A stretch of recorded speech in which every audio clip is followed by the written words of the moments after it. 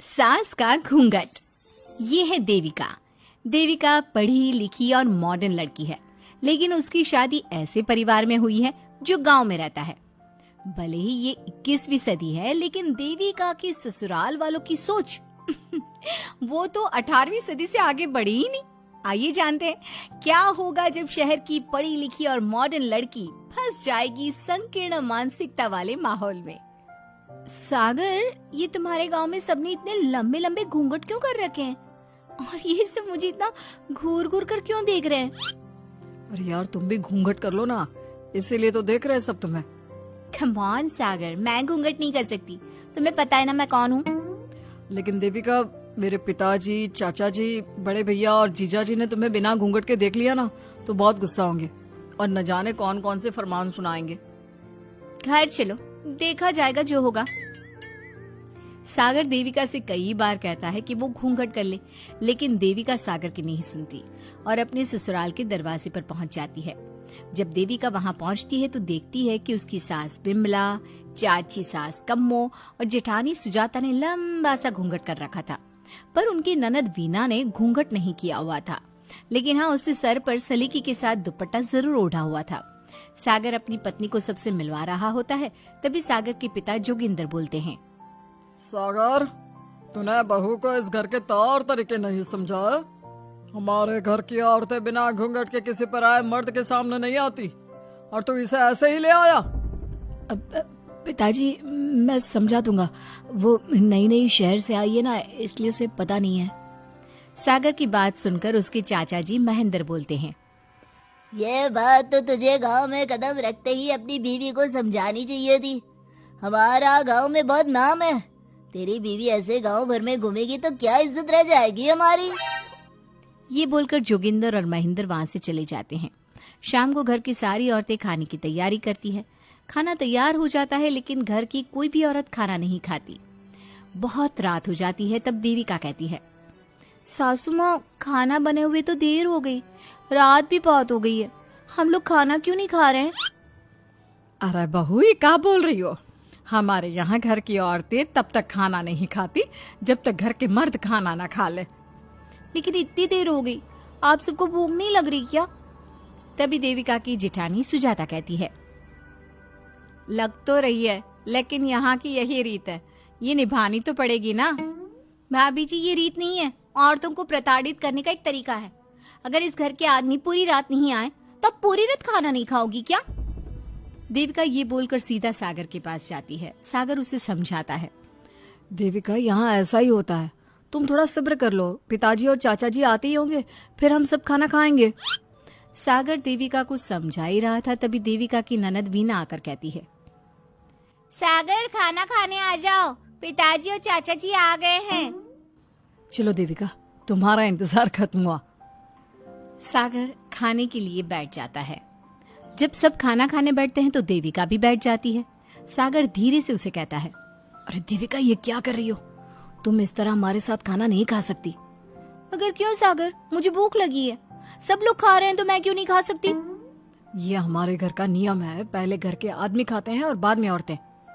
लेकिन सागर, हमारे घर में तो ऐसा कोई नियम नहीं है। देविका और सागर में बहस छिड़ जाती है। तब सागर का बड़ा भाई कहता है, सागर, तेरी बीवी को एक बार में समझ में नहीं आता क्या कि इस घर की औरतें मर्दों के खाना खाने के बाद ही खाना खा सकती है?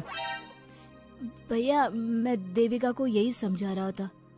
मुझे तो लग रहा है कि इसके दिमाग में कोई बात ही नहीं बैठती एक बार में।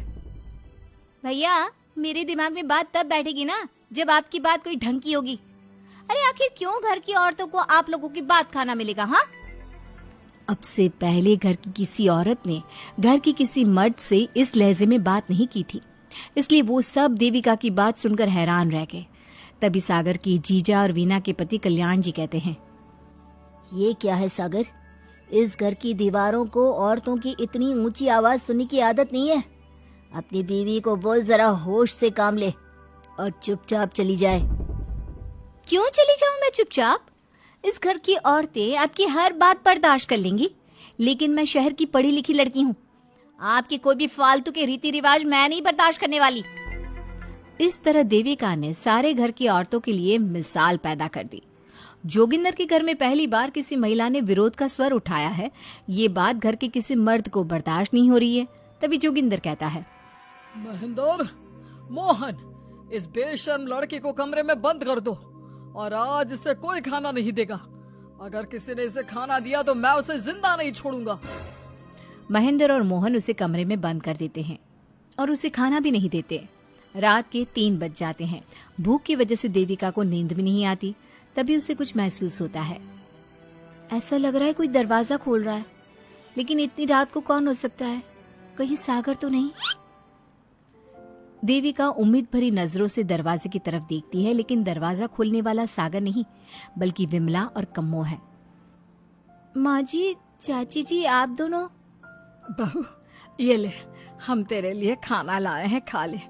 और ये बात ना तो किसी को बताना मत कि हमने तुझे खाना दिया है, नहीं तो हमारे मर्द मार मार कर हमारा बुरा हाल कर देंगे। माँ जी, आप यहाँ इतना घुट घुट कर क्यों रहती हो? देविका, अब तू भी इस घर की बहू है, तू भी हमारी तरह रहना सीख ले। इस घर के कायदे कानून अपना ले। इस घर के मर्द तो कभी बदलने वाले हैं नहीं बहू, तो तू ही बदल ले अपने आप को। माँ जी, बदलाव अच्छे के लिए हो तो हमें बदलना चाहिए, बेकार और बेतुकी की बातों का तो विरोध करना चाहिए। दोनों ने देविका को समझाने की कोशिश की, लेकिन देविका ने उल्टा उन्हें ही समझा दिया। इसी तरह एक दिन देविका किसी बात पर जोर जोर से हंस रही थी। तभी देविका की सास विमला ने उसे टोकते हुए कहा, अरे बहू, तू इतनी जोर जोर से क्यों हंस रही है? हमारे घर की औरत इतनी जोर जोर से नहीं हंसती। विमला अपनी बहू को समझा रही थी कि तभी महेंद्र बोलता है, अरे कम्मो, कौन है ये औरत जो बेशर्मों की तरह जोर जोर से हंस रही है? तभी कम्मो और देविका बाहर आ जाती हैं। जी, वो मैं हंस रही थी चाचा जी, अब आप लोग हंसने पर भी पाबंदी लगाओगे क्या? तुम जैसी बदतमीज लड़कियों से मैं बात नहीं करना चाहता, लेकिन कान खोलकर सुन लो, इस घर की औरतें इतना जोर जोर से नहीं हंसती। और हाँ, तुम्हें पहले ही बता चुके हैं कि इस घर की दीवारों को औरतों की तेज आवाज सुनने की आदत नहीं है।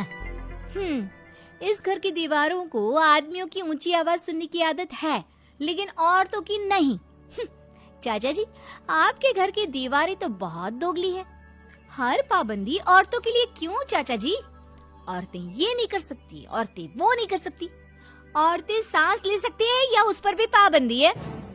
चुप हो जाना बहू, मत बोल और घूंघट कर ले। ये तेरे चाचा ससुर है, थोड़ा तो लिहाज कर।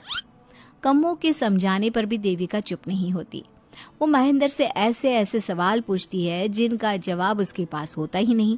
महेंद्र गुस्से से सागर को आवाज देता है।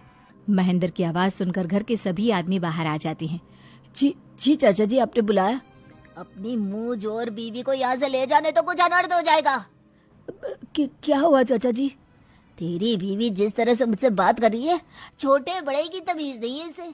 कम से कम 7 दिन तक ये कमरे से बाहर नहीं निकलनी चाहिए। अगर इसे मैंने कमरे से बाहर देख लिया तो किसी की खैर नहीं, समझे? पर मैंने कुछ गलत नहीं बोला। सागर, जो सच है मैंने वही कहा है। देविका, चलो मेरे साथ। लेकिन सागर, मेरी बात तो सुनो। सागर देविका को वहां से ले जाता है। इसी तरह से कई दिन बीत गए। अब देविका अपने ससुराल में हर गलत बात का विरोध करने लगी, लेकिन जितना ज्यादा वो विरोध करती, उसके ससुराल वाले उस पर उतना ही ज्यादा अत्याचार करते। अब देखना यह है कि देविका अपने ससुराल वालों के अत्याचार को यूं ही सहती रहेगी।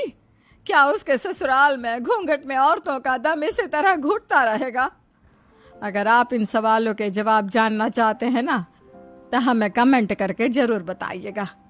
और हमारी स्टोरी को लाइक, शेयर और चैनल को सब्सक्राइब करना ना भूलें।